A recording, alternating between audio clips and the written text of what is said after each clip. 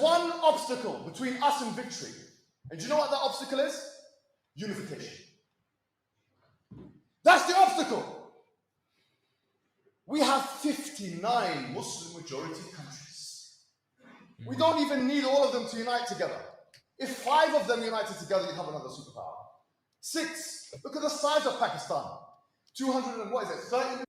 It's not about the numbers, man. Even if all of you united, you wouldn't be a superpower, because it's not about the number of people. It's about the value that they bring.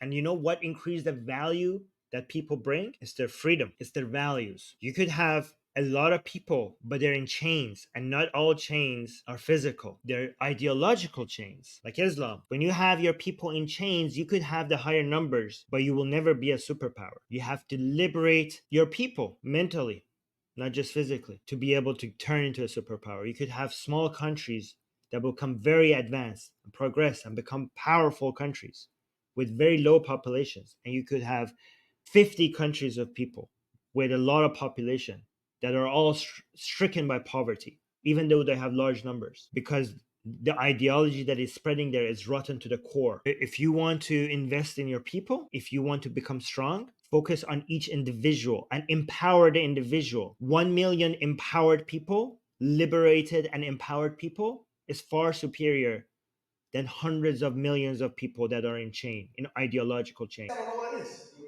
280 million. It's unbelievable. It's almost the size of America. America's 230 million. You put Pakistan and Indonesia together. That's nothing compared to America, compared to Europe, because you haven't empowered your people. You don't even need to put them together. You empower the people of Pakistan, then you become advanced. You become a superpower. You don't need to just add the numbers together. Turkey and Egypt is finished. It's done. They would never like that to happen. They say they would never let this happen. That's insane. Okay, if your countries were liberal democracies and the people were empowered and the people were liberated and the people had the chance to work for freedom and prosperity and peace and stability, all these other liberal democracies would love them to prosper. It would benefit them to prosper. It would be a benefit for them, for these countries to become more powerful. They would become better natural allies. I'm just saying it's possible. Because at the end of the day, it's not the politicians who make up the countries. It's the people who make up the countries. It's the people and their ideas. It's the people and their values. Don't forget that part. That's a very important part. What makes up a country is the people of that country and the values that they hold. And if their values is Islam, then it's rotten. It's a rotten population, unfortunately. But guess what? It doesn't have to be.